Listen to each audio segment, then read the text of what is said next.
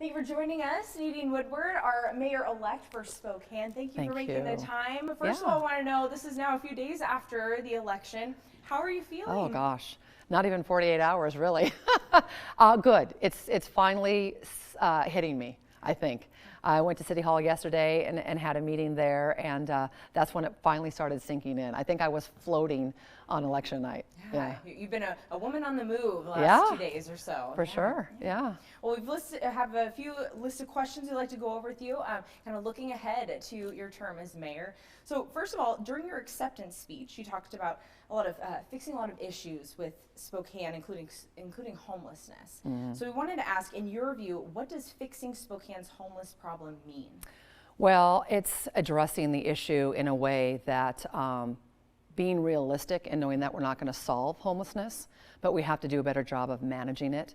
And that means we have to start looking at ways that we can reduce the number of our homeless. And when I'm out and about in the community, in the neighborhoods, and on the doorstep, what people tell me and what I agree with is that we have to stop just enabling people in our programs and the services that we offer, but require accountability too. And we really need to start looking at ways to move people forward, not just keeping them where they are, but getting them through whatever help assistance that they need, whether that's mental illness services or addiction services or job training services, whatever that might be, and getting them to become productive members of society again. And so what is the first thing you would do once you take office here? What's the first thing you would want to do to address homelessness in Spokane? Well, actually the first thing I want to do, Amanda, addresses the public safety issue, and that was my #1 priority. And so that is to relocate a police precinct back into the core of downtown. It was moved 4 years ago to the intermodal station, which is kind of on the outskirts. But I want to move that precinct back to the downtown core. I want officers on foot patrol. I want them engaged with our business owners, people who work downtown, people who visit downtown. I want to make downtown safe and comfortable again. I mean, we have a crime increase directly related to the downtown core, and that needs to change. People need to feel safe going down. We have a great downtown. I mean, look at our park. Riverfront Park has never looked better. I've been here 30 years. It's absolutely beautiful. When people see that pavilion lit up at night, it is absolutely gorgeous. And when that's finished, it's going to be even more of a reason for people and young families to want to go downtown. We want to make everybody feel safe.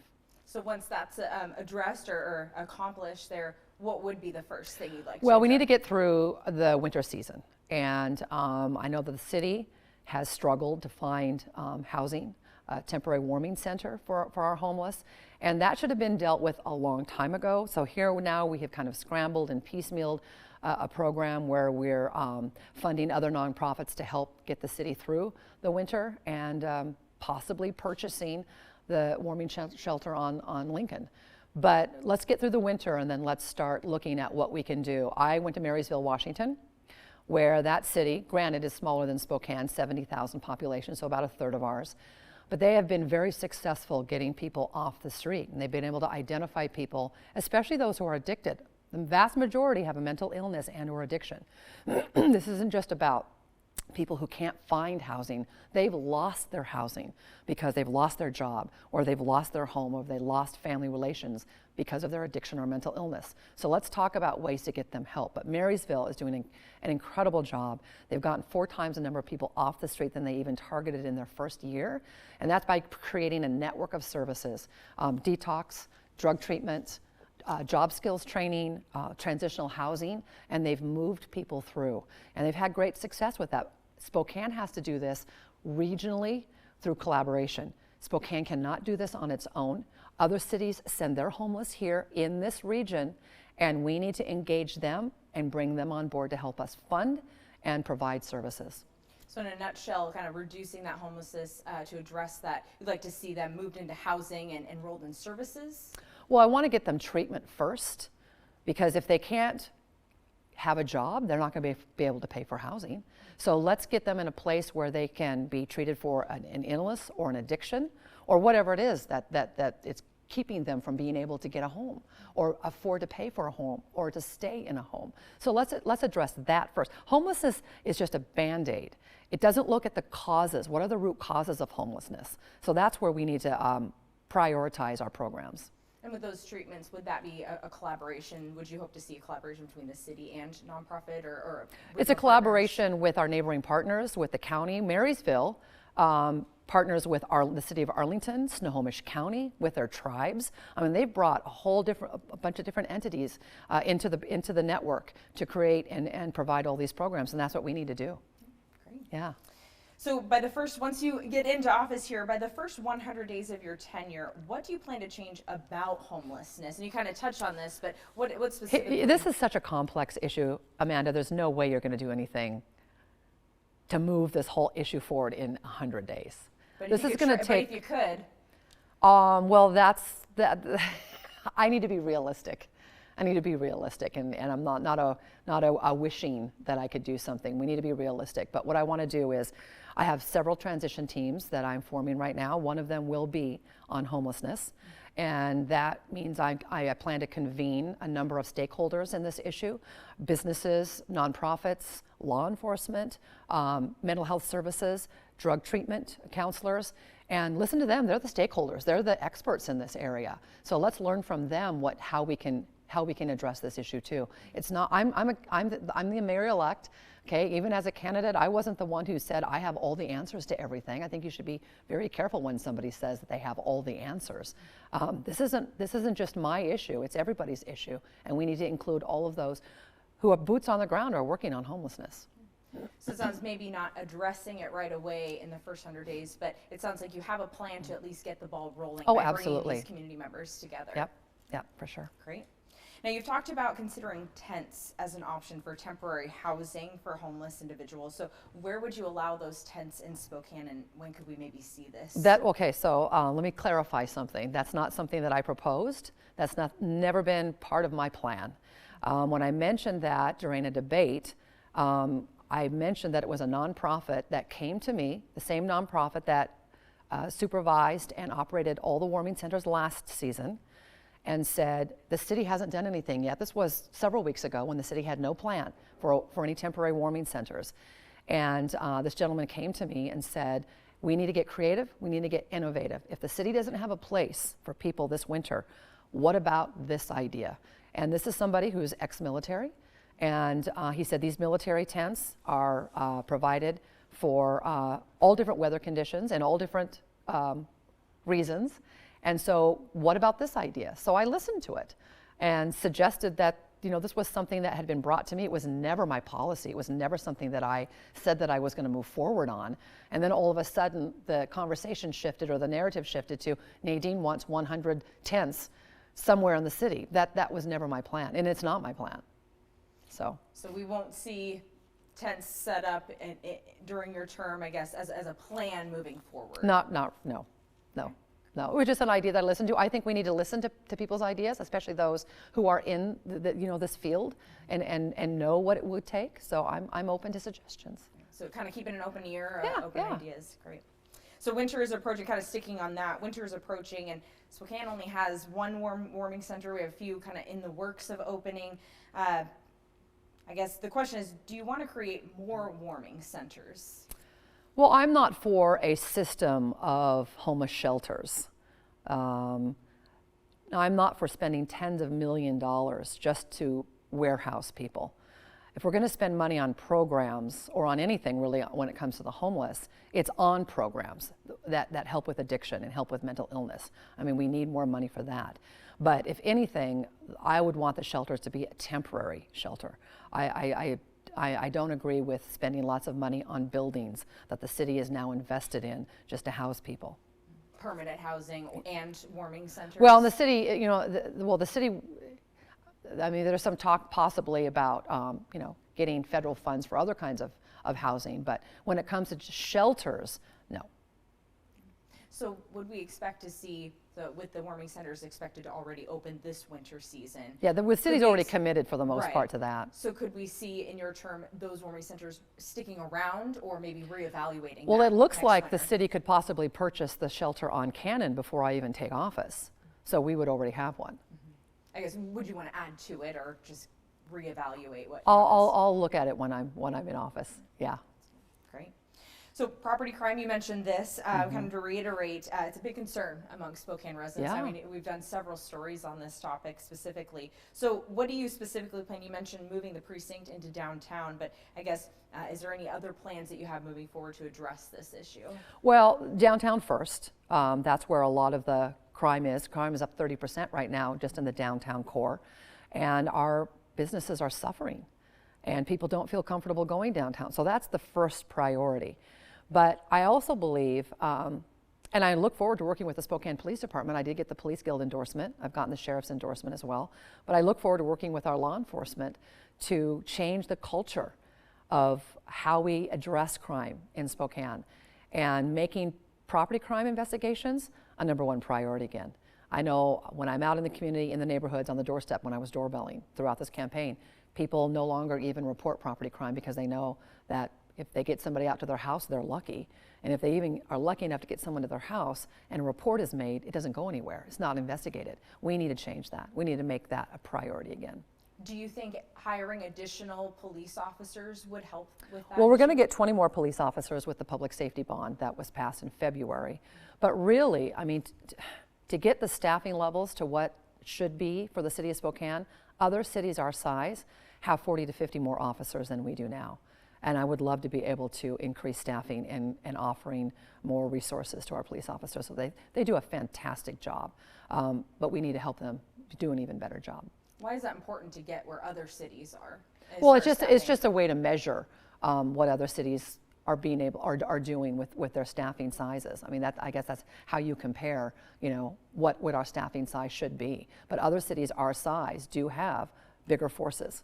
So the idea is maybe having hired more staff or more officers that should address maybe reducing the property crime rates? Well, at least staffing that area of the police department more so that we can do the investigations. Okay. Yeah. Let's see. So how do you anticipate working with Spokane City Council, which has members all across the political spectrum? Well, let's see what happens with the election when it's certified and see what we're working with, because there are 2 races right now that are too close to call. Cindy Wendell is now ahead by just about 700 votes of Brian Beggs, and Andy Rathbun and Karen Stratton are very, very close as well. Let's see where those races end up. But we could have a completely different makeup on the city council, which I would welcome. I mean, right now it's a 6-to-1 imbalance, and the city council has created an echo chamber where they get stuff passed very quickly and they just listen to themselves. I really believe that more of a balance on the city council produces better legislation. And at the very least, there's much more debate and discussion about what they're passing that way. You kind of touched on that. So the council president race has been very close. Yeah. So since it hasn't been called yet, how do you foresee working with Cindy Wendell versus Brian Beggs? Well, Cindy Wendell and I align a lot with what we want to do, what our goals are, and I think for the most part, how we would address those. So I think she and I would have a very good working relationship, but if it's Brian as well, I plan to have a great working relationship with him too. I mean, I don't think we agree with everything, but I think, Brian's a realistic guy. I think he is very civil, and I think we would have a good working relationship. Great. Yeah. Let's see, so I-76 projected to impact the Spokane or North Spokane corridor here. So how will you make sure this project still gets finished? Well, that's going to be a challenge. 976, we're going to lose a lot of funding, and we've been talking about a north-south freeway for more than 50 years. We finally are halfway through with that project, and the money that we're losing because of 976 that was earmarked for the next 10 years for its completion, we're going to have to look at other options, other revenue sources. And so that's something that I'm going to closely look at. We're also going to lose some of our elderly services and disabled services with transit because of that. So there's going to have to be a real close look at some areas that we can tap into to make sure that those projects stay on track. Yeah, definitely. Thank you. So what would you do to attract, we've been doing several stories about Amazon coming to Spokane. Yeah. So what would you do in office to attract more companies like Amazon to Spokane? Well, economic development is a big part of my platform. And I've always thought that the I-90 corridor is such a great spot to target. And why aren't we working collaboratively with our neighboring partners from Cheney all the way to Coeur d'Alene and develop that I-90 corridor? We've got lots of property there. We've got incredibly affordable utilities. Why don't we target that area to attract businesses that might be struggling on the west side, whether that's Portland or Seattle or even elsewhere on the West Coast? Suggesting that other companies open up locations here or just completely relocate their business here. And let's get some of those higher paying jobs. That's regionally. Whatever is good for the region, I believe, is good for Spokane too. But as far as the city of Spokane, I think our PDAs are an incredible creation of economic development opportunities. And that's a collaboration between the city and the county. So the West Plains, where Amazon is, I mean, it is going strong. I was just out there a couple of weeks ago and seeing all the work that's going on there, especially with the infrastructure. But to see what is coming in is very exciting. Would love to get the PDA in Northeast Spokane, which is a smaller district, but love to see some development there and some, good jobs and companies moving in there as well. And then the U district is going strong too. So we've got lots of opportunities. Are there any wish list companies that might hope to attract? Not necessarily, but that's going to be something that we're going to look at. Yeah. And I guess kind of bouncing off of that, the Hacking Washington campaign, is that something that you'd like to see continue moving forward? Does that align with your ideals? Well, I mean, we might develop something that's similar to that. And again, that's a program that went to the west side and tried to lure businesses to move here or open offices or branches here, and we've seen the upside of that. So there was a little criticism on the money that was spent to do that, but I mean, it's going to take a little bit of money to attract businesses here, so I'm okay with that. Yeah. So Spokane is growing, as yeah, they say, right? It definitely is. Oh. Let's see. So you talked about a little bit about stripping this police ombudsman of some authorities that he has currently. So no, not stripping. I never talked about stripping anything. I guess what changes would you like to see with the ombudsman office? Oh, I think the ombudsman commission is extremely important. The voters approved that overwhelmingly at a time when we needed to change things in the police force. I am for a police ombudsman. I'm for police oversight. I'm so happy that the police have now body cams, so we've got more transparency. If somebody has a complaint against the police department, they should be able to make that complaint without any backlash or pushback at all. But I do believe that there should be limited authority, as is already in our charter, in our city charter. That's what I've said. It seems like his authority is still fairly limited. I know we've recently done a story about the arrest of Lucas Ellerman and his call for, hey, we need an internal investigation on how this use of force was handled. Mm-hmm. Limited in what more he can do as far as beyond asking for an investigation. So I guess, would we like to see that portion limited, or I guess being more outspoken of holding our police department accountable? Oh, I think we definitely need to hold them accountable. And we have expectations in this community about how our police department behaves and carries out their job in our community. And I look forward to working with the police department to continue that, but also to build that trust between our citizens and our police department. I think that's very, very important. And that's why I think community policing is a great way to start. Our officers in the downtown area, but also in the community, engage with neighbors. They're a part of this city as well. They live in our neighborhoods. They're residents here. So let's increase that trust and positive relationship with them. So can we expect to see any, I guess, obvious changes to the authority of the Ombudsman Office? Well, one of the first things that I'm going to have to do when I take the office of the mayor is to negotiate the contract with the police department. They have not had a contract for 3 years. And that is going to be a priority. So we're definitely going to get that done. Okay, thank you. Let's see. So in your view, how will you look to change Spokane over the next 4 years? I guess, what does it look like at the end of 2024? Well, Spokane is already great. Let's just say that. We have a vibrant downtown. We are a regional hub for culture and arts and entertainment and shopping and the restaurant scene. And we've got a cork district, and we've got more breweries opening, and our tourism is up, and we have conventions coming here. In order to sustain that and keep the city moving forward, there are some challenges.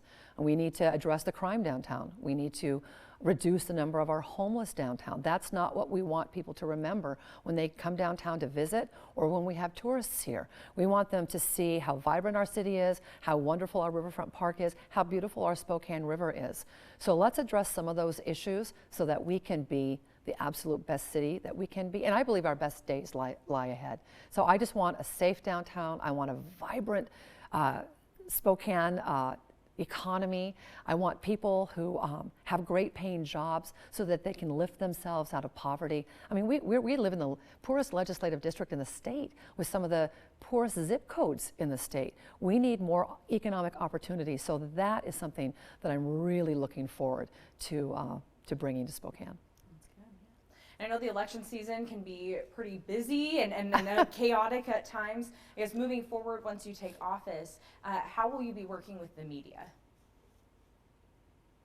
I'll be relying on you to get the good word out about all the good things that are happening. I guess your availability and I guess just that. I guess what will that look like moving forward? Well, listen, the job of mayor, even the job as a candidate, the job right now in my transition is extremely difficult. And so I get lots of requests all the time for interviews, and I have to shuffle a schedule of meetings and being out in the community and working with the media. And sometimes it's a busy day, and sometimes you can't be available all the time at the drop of a hat because somebody wants an interview. But moving forward, I plan on making myself as accessible as I possibly can.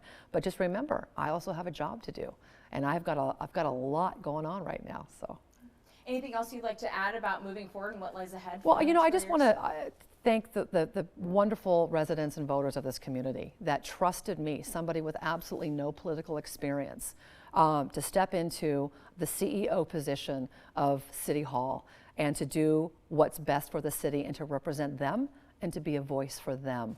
And so for that, I'm very, very grateful that they entrusted me with that. As you mentioned in your speech, it's the best years lie ahead here. Yeah. Well, thank you so much for making the time to chat with us. You bet. Congratulations. Thank you.